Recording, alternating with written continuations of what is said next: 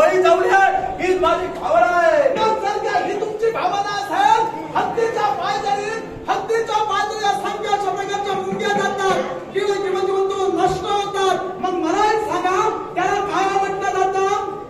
त्यावेळी त्या किरकिराचा शेवट केला तो. जर होतोय ना, त्या दोष हत्तीचा असतो का? हत्ती आपलं कार्य पूर्ण करतो, पण जीव ज्या ठिकाणी त्याचं मरण लिहिलंय त्या ठिकाणी त्याचं मरण आहे. ज्याचं मरण ज्याच्या ठाई तो चालत नाही आपल्या पायी. मग ज्याचं मरण ज्याच्या ठाई तो चालत नाही आपल्या पायी. मग ज्याचं जीवन जर तुमच्या माझ्या असेल, तो किती वेळा तो स्वारी केली आणि एक वेळा जर स्वारी केली त्याचा शेवट तुम्ही करू शकता. मग त्याचा शेवट जर त्या झाला असता तर या क्षणी आम्ही केला असता. पण त्याचा शेवट असा आहे, जलचराचा शेवट झाल्यानंतर त्याचा शेवट होणार आहे. त्याचा शेवट करण्यासाठी जलचर मला प्रिय नाही. देवराज ही मान्य तुमची आज्ञा मला मान्य नाही. मी चांगल्या धर्माचा बोलत आहे. माझ्याकडे अधर्म घडणार नाही. अधर्म तो कुठला? एकच अधर्म कोणता असेल तर त्या जनजीवनाचा शेवट. जलजीवांचा शेवट. मग मनुष्य प्राणी त्याच जलजीवाला स्वतःचा आहार म्हणून मानतात, आहार म्हणून स्वतः भक्षण करतात. मग मला एक सांगा हो, त्या जलजीवांचा शेवट होतो हे पाप की पुण्य? मान्य करतात ते पाप आहे.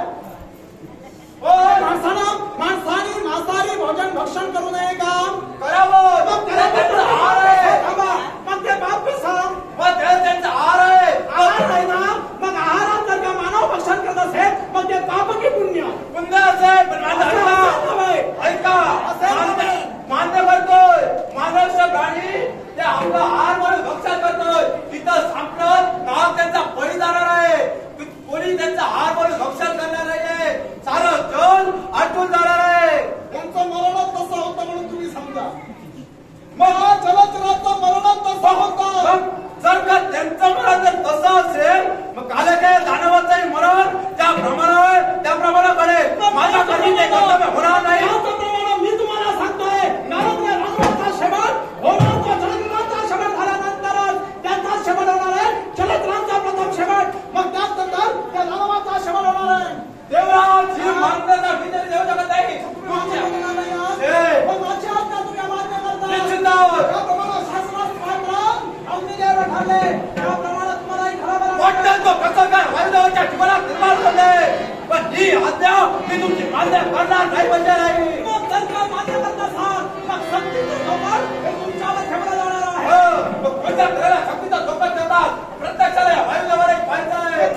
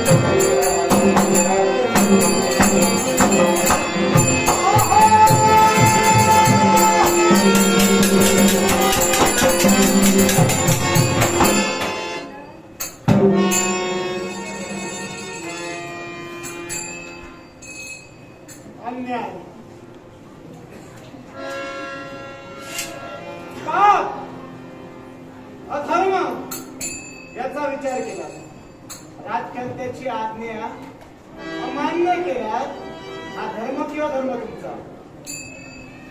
हे पाप पुण्य. देवराज, आता पाप असू दे किंवा पुण्य असू दे याचा विचार तुम्ही करा. आम्ही तुमच्या समोर शेवटी शरणागती पत्करलेली आहे. तुम्हाला शासनाने घडणारच आहे. माझा या क्षणाला तुम्हाला अन्यायी आम्ही आहोत. अर्थात आम्हा तुमच्या मुखातील सातवाणी ही आम्हाला भोगावीच लागली. धर्माचा शेवट झाला पाहिजे होता. का सांग? तर तो माणसाला त्रस्त करत होता म्हणूनच. पण माणसाचा विचार केला नाही. विचार जलांचा केला.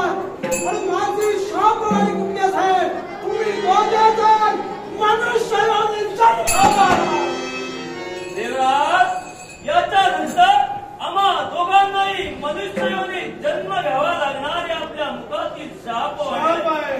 पण देवराज, धर्माचे पुरस्कर्ते आपण आहात, देवतांचे अधिपती आपण आहात. अर्थात या विश्वाच्या ठिकाणी शास्त्राला सुद्धा आपण जाणत आहात. शाप आम्ही भोगू, पण शापाला उत्साह देणं हे कर्तव्य तुमचं उचित होय म्हटलं. आता का शब्द ओळखतात तुमचे? नाही, मागावून बोलतात म्हणून बोलतोय. शापाला उत्साह का देवराज? दरबाराच्या बाहेर गेल्यावर वर्गाला असतात तुमच्या. निश्चितच शास्त्र अधर्माच्या नजरेसमोर तुम्ही ठेवला. म्हणूनच देतोय तुम्हाला उत्साह. हा उत्साह कुठलाच एक शाप तुम्हाला भोगावे लागणार आहे. आणि शाप भोगत असल्याने तुम्हाला मनुष्य जन्म प्राप्त होणार आहे. तो कुठल्या कुळात असेल तर ब्राह्मण कुळात. ब्राह्मण कुळात तुम्ही जन्मावर